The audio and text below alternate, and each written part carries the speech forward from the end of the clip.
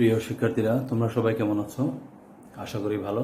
আজ আমি তোমাদেরকে আমার অনলাইন বেস আইসিটি ক্লাসে তোমাদেরকে স্বাগতম জানাচ্ছি। তৃতীয় শ্রেণী বাংলা ভার্সন, তথ্য ও যোগাযোগ প্রযুক্তি, পেজ 27 পেজ। তোমরা সবাই বই খোলো, পেজটা 27 পেজ। এই যে বিভিন্ন শেপ অঙ্কন করা। আজকে আমরা বিভিন্ন শেপ কিভাবে অঙ্কন করতে হয় সেটা দেখব। এখানে দেখো, পেইন্ট প্রোগ্রামের উপরে রিবনের মধ্যে রেক্ট্যাঙ্গেল টুলের উপর মাউস পয়েন্টার নিয়ে ক্লিক করলে নিচের মতো একটি বক্স পাওয়া যাবে। ঠিক আছে? অর্থাৎ রেক্ট্যাঙ্গেল টুলের উপর ক্লিক করলে কোথায়? বক্সের উপর। দেখো, রিবনের উপরে আমরা যদি রিবনের মধ্যে এই ধরনের একটা টুল সিলেক্ট করব, এই ধরনের একটা টুল সিলেক্ট করার পরে আমরা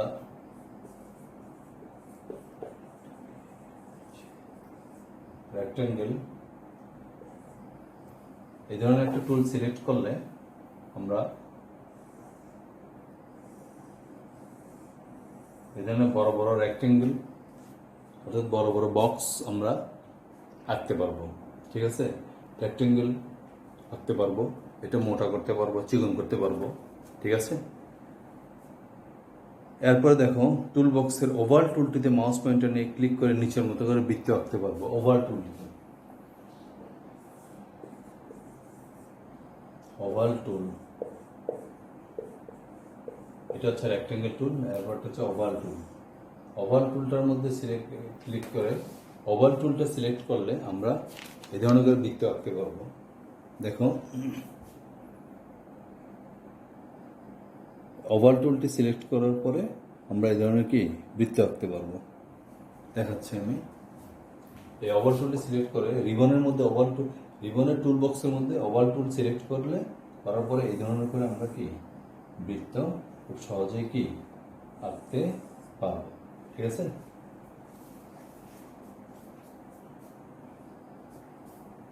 এরপরে দেখো,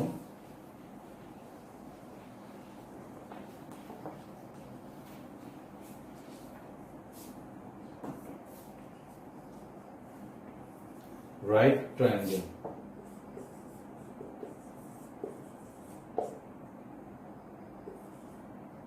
right triangle, right triangle, right triangle হচ্ছে যে এই ধরনের একটি টুল বক্স থেকে এই ধরনের একটি টুল সিলেক্ট করলে আমরা রাইট ট্রায়াঙ্গেল আঁকতে পারবো। কিভাবে? এই টুলটা সিলেক্ট করে আমরা এই ধরনের টুলগুলো, এই ধরনের সাইজগুলো আমরা আঁকতে পারবো। ঠিক আছে? এই ধরনের টুলগুলো সিলেক্ট করে।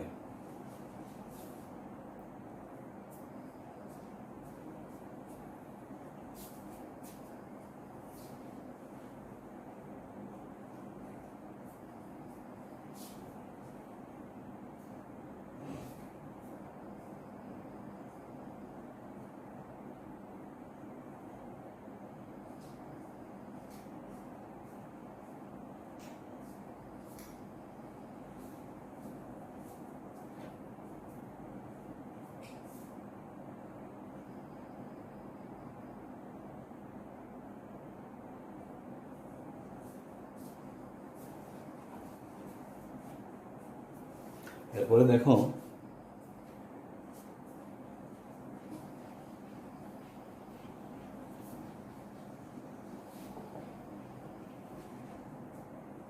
এরপরে আমরা পরের পেজে আসি।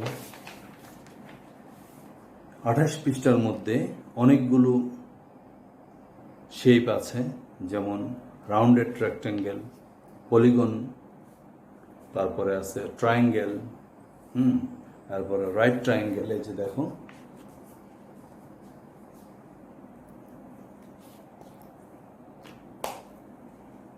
এই যে rounded triangle, rounded rectangle, polygon, triangle, তারপরে রাইট ট্রায়াঙ্গেল, ডায়মন্ড, তারপরে পেন্টাগন, হেক্সাগন, লেফট অ্যারো আঁকার জন্য আমরা এই টুলটা সিলেক্ট করব। এরপর আপ অ্যারো আঁকার জন্য এই টুলটা সিলেক্ট করব। ডাউন অ্যারো আঁকার জন্য এই টুলটা সিলেক্ট করব। ঠিক আছে, এরপরে 4 point star, 5 point star, 6 point star, তারপরে আছে rounded rectangular call out, oval call out, cloud call out, heart, lighting. অর্থাৎ এই ধরনের শেপগুলো আমরা এই টুলগুলো সিলেক্ট করে আমরা এই ধরনের এই টুলগুলো সিলেক্ট করে আমরা এই ধরনের শেপ আঁকতে পারবো। ঠিক আছে, তারপরে দেখো আমরা পেন্সিল টুল দিয়ে কিভাবে ছবি আঁকবো। পেন্সিল টুল ব্যবহার করে তুমি ইচ্ছে মতো ছবি আঁকতে পারবে। এসো আমরা পেন্সিল টুল দিয়ে পাতাসহ একটি ফুলের ছবি আঁকার চেষ্টা করি। কিভাবে আঁকবো দেখো, হোম রিবনের টুল গ্রুপ থেকে আমরা প্রথমে পেন্সিল টুলের উপর ক্লিক করে এই টুলটা সিলেক্ট করতে হবে। পেন্সিল টুলটা প্রথমে সিলেক্ট করতে হবে। হোম রিবনের টুল গ্রুপ থেকে পেন্সিল টুলের উপর ক্লিক করে প্রথমে টুলটি আমরা কি করব, সিলেক্ট করে নিব, এই টুলটা। ঠিক আছে, এটা সিলেক্ট করে নিব। এরপর আমরা এই পেন্সিল টুল দিয়ে আমরা আমাদের ইচ্ছে মতো আমরা কি ছবি আঁকতে পারবো। নিচের মতো লাইন, সাইজ এরকম এখান থেকে সাইজ নিয়ে নিব, কালার নিয়ে নিব। এরপরে কি আমরা নিজেদের মতো করে পাতাসহ একটি ফুল আঁকতে পারবো বা ফুলের ছবি আঁকতে পারবো। ঠিক আছে, এরপরে দেখো, এরপরে আমরা এটা কি এই আঁকা ছবিটি এখন কি আমরা সেভ করব কিভাবে। যদি আঁকা শেষে তুমি তোমার আঁকা ছবিটি পেইন্ট প্রোগ্রামের সাহায্যে ইমেজ হিসাবে সেভ করতে পারো। ছবি সেভ করার জন্য নিচের ধাপগুলো তোমাকে কি অনুসরণ করতে হবে। ধাপগুলো দেখো, 30 পৃষ্ঠার মধ্যে ধাপগুলো আছে।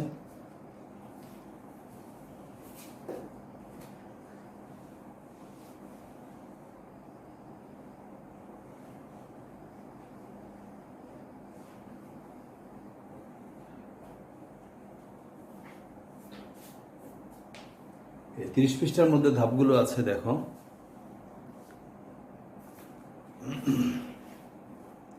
ছবি আঁকা শেষে তুমি তোমার আঁকা ছবিটি পেইন্ট প্রোগ্রামের সাহায্যে ইমেজ হিসাবে আমরা সেভ করব। ছবি সেভ করার জন্য নিচের ধাপগুলো আমরা অনুসরণ করব। প্রথমে ফাইলে ক্লিক করব, ফাইল মেনুতে ক্লিক করব। এরপরে অথবা সেভ এস মেনুতে ক্লিক করে এরপর সাব মেনু হতে জেপিইজি ফরম্যাটের উপর ক্লিক করব। জেপিইজি ফরম্যাটের উপর ক্লিক করলে, কারণ ইমেজ জেপিইজি ফরম্যাটে সেভ করতে হয়। এরপর সেভ এজ ডায়ালগ বক্সটি প্রদর্শিত হবে। সেভ এজ ডায়ালগ বক্স প্রদর্শিত হলে ফাইল নেম বক্সে ফাইলের জন্য একটি ফাইলের নাম ট্যাপ করতে হবে, অথবা ডায়ালগ বক্সে সেভ বাটনে ক্লিক করতে হবে। ঠিক আছে, এই যে এখানে একটা সেভ বাটন আছে, এই ধরনের সেভ বাটনে ক্লিক করতে হবে। এই যে দেখুন, এই যে সেভ বাটনে ক্লিক করতে হবে এই ধরনের। তারপরে ব্রাশ ব্যবহার কিভাবে করতে হবে। পেইন্ট প্রোগ্রামের বিভিন্ন রকম ব্রাশ ব্যবহার করে ড্রয়িং করা যায়। ব্রাশ ব্যবহার করে ড্রয়িং করার জন্য প্রথমে আমরা ব্রাশ টুলের আইকনের উপর ক্লিক করে যে কোনো একটি ব্রাশ সিলেক্ট করতে হবে। ঠিক আছে, ব্রাশ টুলের আইকনের উপর ক্লিক করে যে কোনো একটি ব্রাশ সিলেক্ট করতে হবে। যেমন এই যে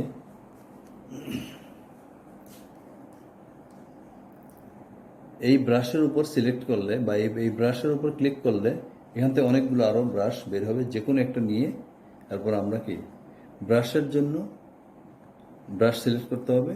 কেন, পেইন্ট প্রোগ্রামে বিভিন্ন রকম ব্রাশ ব্যবহার করে ড্রয়িং করা যায়। ঠিক আছে, এই ব্রাশ ব্যবহার করে ড্রয়িং করার জন্যই ব্রাশ টুলের আইকনের উপর ক্লিক করে যে কোনো একটি ব্রাশ সিলেক্ট করতে হবে। ব্রাশের জন্য লাইনের সাইজ, কালার সিলেক্ট করতে হবে। অতঃপর নিচের মতো করে বিভিন্ন শেপগুলো ড্রয়িং করা যাবে। মোটা করা যাবে, চিকন করে, এই ধরনের শেপ। হ্যাঁ, এই ধরনের মোটা করে বা চিকন করে শেপ নিয়ে নিজেদের মতো করে ছবি আঁকা যাবে। এরকম আরও বিভিন্ন শেপ আঁকার জন্য ব্রাশ টুলের আইকনের উপর পুনরায় ক্লিক করে অন্য যে কোনো ব্রাশ সিলেক্ট করে ইচ্ছে মতো কি ড্রয়িং করা যাবে। ঠিক আছে, এরপর আসো অবজেক্টকে কিভাবে আমরা সিলেক্ট করব এবং এডিট করব। এটা একটু দেখো, পৃষ্ঠা হচ্ছে যে 32 পৃষ্ঠা। অবজেক্টকে কিভাবে আমরা সিলেক্ট করব, যে কোনো অবজেক্টকে।